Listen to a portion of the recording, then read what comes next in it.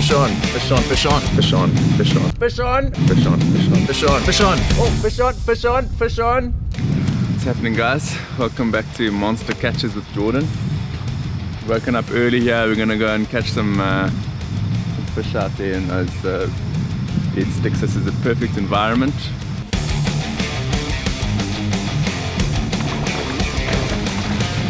You know, people think fishing is all just about just going out there and just chucking a line in, but it's a lot more than that. You really got to know your environment. You've got to try and think how the fish thinks. What do they want, you know, what are their dreams, what are their aspirations going. And I'm going to slowly just drift into the spot because I don't want to make too many vibrations.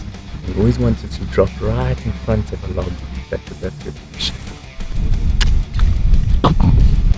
Next to those trees there, oh, should I hold on to your... It's got a bit stuck here. Oh, you can just unhook it over, just unhook that back. Okay, fishing continues. I'm thinking maybe I want to just trawl on my way to that thing. Too much effort. It's a pity you couldn't have actually come with me yesterday. I absolutely decimated the fish population here. I'm going to try one more cast check.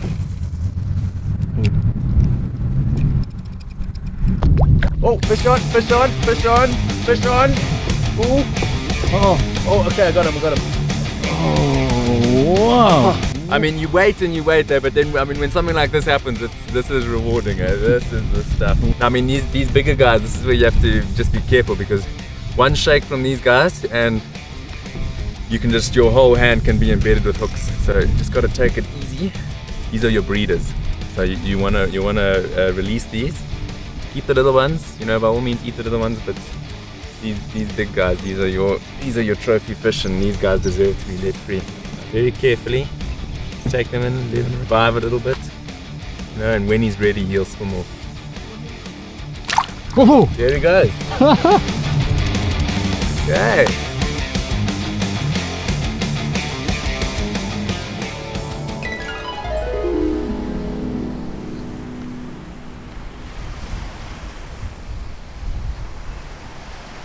You want to hear about this dream I had, Lucas? Never mind then.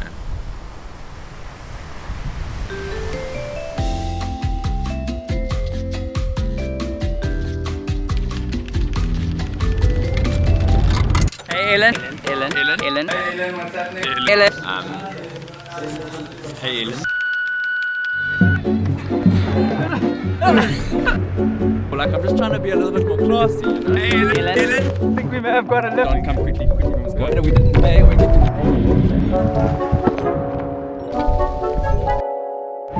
This is the story of three friends who tried to hitchhike from South Africa to Ellen DeGeneres.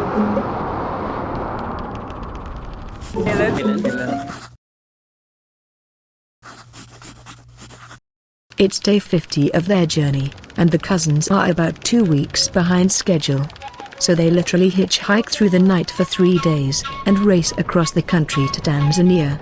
From there, they have two possible routes, going towards the colder mountains of the north, or east towards Dar es Salaam on the coast.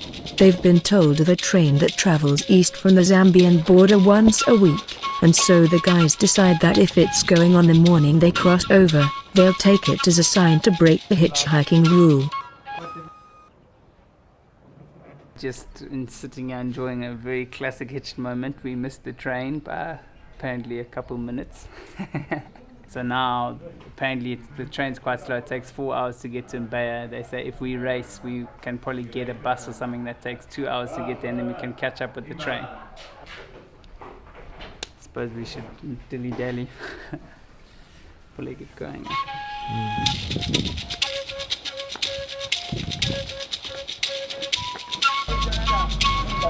In Mbeya, we just managed to catch up with the train. Literally, it's leaving in 5 minutes, so I'm quickly getting some tickets. We didn't really have time to make a proper decision, so we're just going to Dar. Yeah, we're really not thinking, we're just going. We're usually on much more uncomfortable type of travel. It's just so beautiful to come into Tanzania. I I don't know, there's something about Tanzania, it's almost like you just come into greenery and tropical. I think it's more rainfall. It's almost like Zambia is like a, for lack of a better term, a dust barrier. It's like really dry there, and then the moment you cross the border, it just becomes super lush and fruitful, and yeah, it's just amazing. We've been climbing off the truck, grabbing fruit. It's such a beautiful area in Africa. Still full of excitement for a relatively new form of travel for the guys, they are inspired in various ways. One of them was to write and perform a song, and even just as they were practicing it, they knew already that this might be one of the greatest achievements of their lives. They decided to call it Train Track.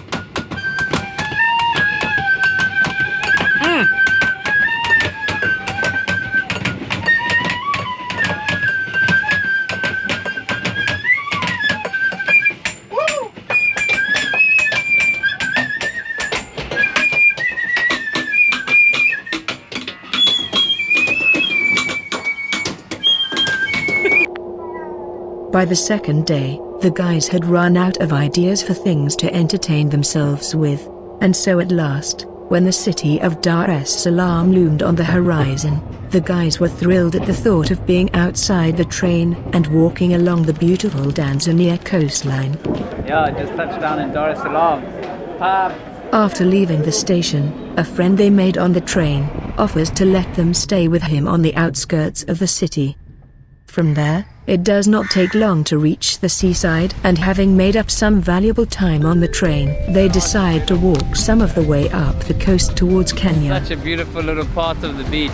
Yeah, it's funny, like you never know what's around each little corner as you go around the coast. Like a big storm rolling past there, and then like we're in the sun. I was just saying to Don, this would be the perfect geography test for kids. They've got like every single cloud in the sky. Yeah, little dials cruising past. Oh, so nice. Such a nice little walk to do, eh? Well, not that little, but still fun. In light of what is about to happen, I believe it is important to make sure you're aware of certain things. The truth is that other than a general direction of which way they're going, these three know very little of anything else happening around them. And whilst they're walking along and having a laugh, what they have the inability to portray with their limited range of emotions is that at any point, things can potentially go very wrong. And so, as the tide is starting to rise, pushing them up onto sharp rocky cliffs, it eventually becomes too tricky to film, and so Don has to put the camera away. Within hours, things take a turn for the worse. Luke actually just took a gnarly bail here. We were climbing on this ledge, and I don't know if his slop broke or if the actual rock broke, but yo, he literally just fell here and then bounced on that section there, and then like literally just bounced into the ocean. But I think, I mean, this is his bag. Yeah, it's sopping wet, but anyway, he's kind of drifted around that way. So he's just gonna commit. We don't know, like, I mean, he was looking a bit dizzy and stuff when he went around the corner, so we like seriously hope he's fine. I think I might try and hike up to some higher ground now just to see if I can see him on the other side of the beach there. They grow more and more concerned as they realize they are unable to see anything from where they are. So Jordan decides to wade around the point. Jordan comes back after an hour, having found no sign of Luke. They realize that they can't just sit and wait for the tide to drop, but with camera gear and other electronics, they can't risk wading around the point with all three bags. They will have to navigate a much more difficult route through the thick, overgrown bushes behind them. Yeah, so doing this stuff is not a joke sometimes, because there's 3 hours stuck in the bush with nothing.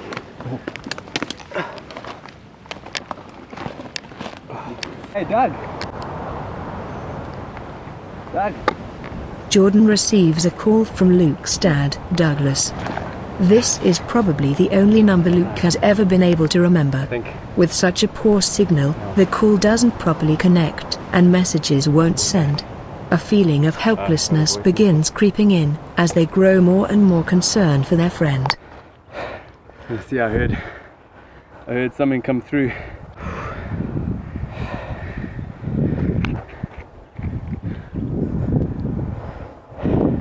Lost.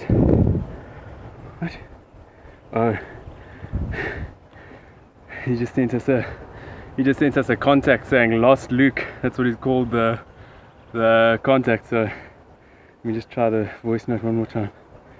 But it's good that he's called it lost Luke and not hospital Luke.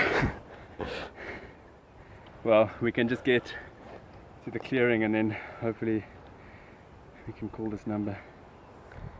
So the guys go in search of Luke in the nearby town, with not much idea of what to expect.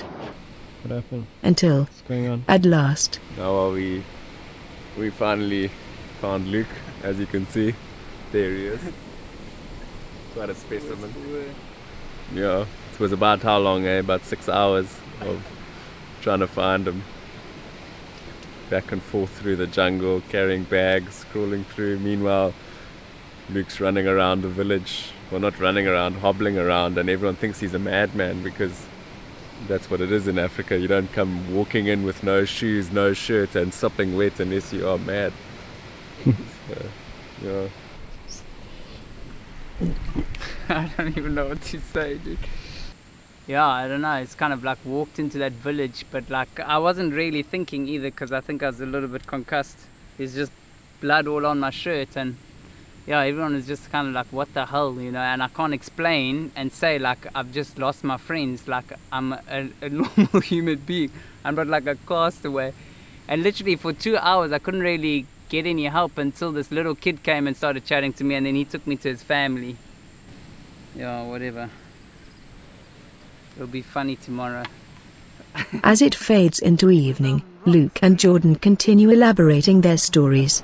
That looked like it came out of a movie, Elated by their unification and another close escape, they once again feel indestructible. When I was crawling through the bush, I got a little bit of a scratch on my knee here. And yeah, there was also one time where like there were these small little thorns and they were almost like needles just going into your skin. They almost just feel like ants biting you, but they're flippin' painful. Honestly, like I know exactly how Luke feels right now. It's like just a horrible day, like. But the day is not over yet. They are woken by army officials and taken to their barracks. Luke's little commotion in the nearby village had raised some suspicion, and so they are searched and interrogated. After a few hours of repeated explanations, and a lack of evidence regarding their apparent espionage, they are released, and one of the more regretful officers arranges for them to sleep in the nearby municipal offices for the night. They are a little shook, but happy to finally be done for the day. With depleted energy, and Luke's cut-up feet, they can no longer continue their walk along the coast, and so they return to hitchhiking to reach Tanga, nearby the Kenya border. They are stuck there for almost a week with relentless rains, but the moment it clears, they head straight to Kenya, with the end of their visas looming.